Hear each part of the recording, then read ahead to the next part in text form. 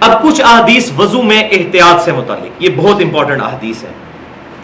پہلی حدیث صحیح مسلم سے کہ مکہ سے مدینہ شریف کی طرف جاتے ہوئے آپ صلی اللہ علیہ وسلم نے راستے میں ایک جگہ پڑاؤ کیا تو صحابہ اکرام علیہم رضوان نے وضو کیا عصر کی نماز ادا کرنے کے لیے.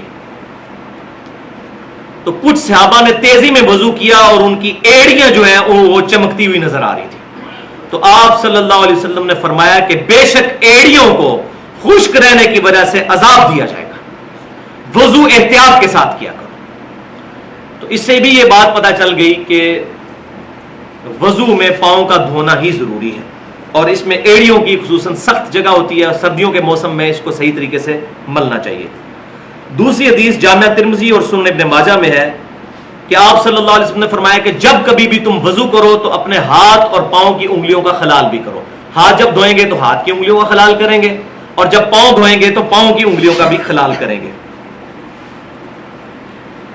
اب احتیاط کا مطلب یہاں پر میں ایک چیز بتا دوں کہ یہ وضو کرتے ہوئے احتیاط کا مطلب اسراف بھی نہیں ہونا چاہیے اور کنجوسی بھی نہیں ہونی چاہیے، کیونکہ صحیح حدیث ہے بخاری اور مسلم کی متفق علیہ حدیث ہے کہ آپ صلی اللہ علیہ وسلم ایک مد پانی سے وضو فرما لیا کرتے تھے، 600 گرام، یعنی آپ کی جو 1.5 لیٹر کی بوتل ہے اس کو آدھا کر لیں، اس سے آپ صلی اللہ علیہ وسلم وضو فرما لیا کرتے تھے.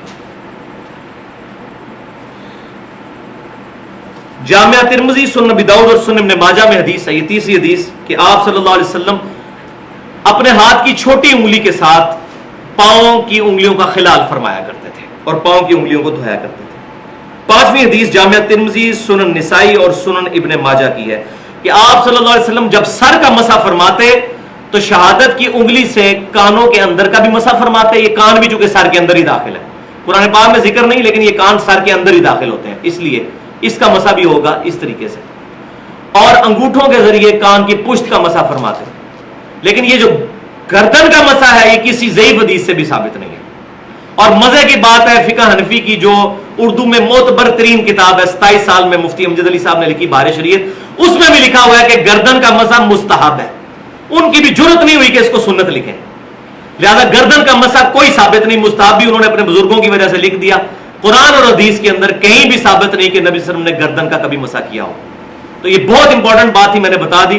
گردن کا مسح نہیں، سر پورے کا مسح، یوں آگے سے پیچھے اور پیچھے سے آگے اور یوں، بس یہ ہے، دیٹس آل. چھٹی حدیث سنن نسائی میں اور سنن دارمی میں صحیح سند کے ساتھ کہ سیدنا علی رضی اللہ تعالیٰ عنہ نے دائیں ہاتھ سے ناک میں پانی ڈالا اور بائیں ہاتھ کی چھوٹی انگلی سے ناک کی صفائی کی.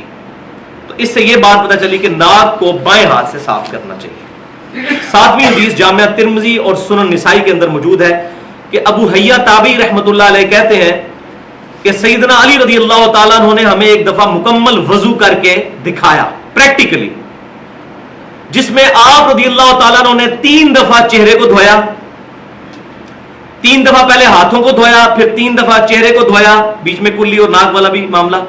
اس کے بعد آپ رضی اللہ تعالیٰ عنہ نے 3 دفعہ دونوں ہاتھوں کو بازوؤں سمیت دھویا، پھر پورے سر کا 1 دفعہ مسح کیا، پھر 3 دفعہ اپنے پاؤں کو دھویا. لہذا سیدنا علی سے بھی پاؤں دھونا ہی ثابت ہے. ہمارے پاس جو صحیح سند سے روایتیں پہنچی ہیں، یہ خصوصاً میں اہل تشیع کے حوالے سے بات کر رہا ہوں.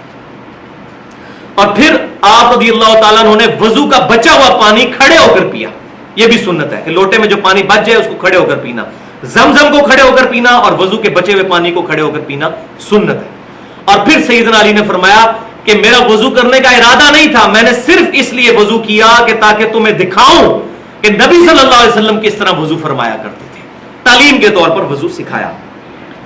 8ویں حدیث صحیح بخاری اور کے اندر موجود ہے تعلیقاً اور صحیح سند کے ساتھ مسند امام احمد اور سنن نسائی میں موجود ہے کہ آپ صلی اللہ علیہ وسلم نے فرمایا کہ مسواک استعمال کیا کرو، اس میں تمہارے رب کی خوشنودی ہے. رب خوش ہوتا ہے مسواک استعمال کرنے سے. لہذا اگر دانتوں کے لیے کوئی ٹوتھ پیسٹ بھی استعمال کرتا ہے اور نیت دانتوں کو صاف کرنا ہے، اس کو بھی ثواب ملے گا. تو ٹوتھ پیسٹ آج کل استعمال کرنا ضروری ہے کیونکہ ہماری غذائیں بھی بڑی مرغن ہو چکی ہوئی ہیں، بہت چکنائی والی غذائیں. تو ٹوتھ پیسٹ اپنی جگہ استعمال کریں اور وضو کے ساتھ مسواک کو بھی استعمال کریں تاکہ اس کا ثواب بھی ملے کیونکہ سنت ہے. اور صحیح بخاری اور مسلم کی متفق علیہ حدیث ہے کہ آپ صلی اللہ علیہ وسلم نے فرمایا اگر مجھے امت کی مشقت کا خیال نہ ہوتا تو میں امت کو حکم دے دیتا کہ وہ مسواک کریں، ہر نماز کے ساتھ، ہر وضو کے ساتھ. لیکن آپ صلی اللہ علیہ وسلم نے امت پر شفقت فرمائی اور اس چیز کو obligatory نہیں رکھا، آپشنل رکھ دیا. لیکن اس سے یہ رزلٹ نہیں نکالنا چاہیے کہ انسان اس سنت کو چھوڑ دے.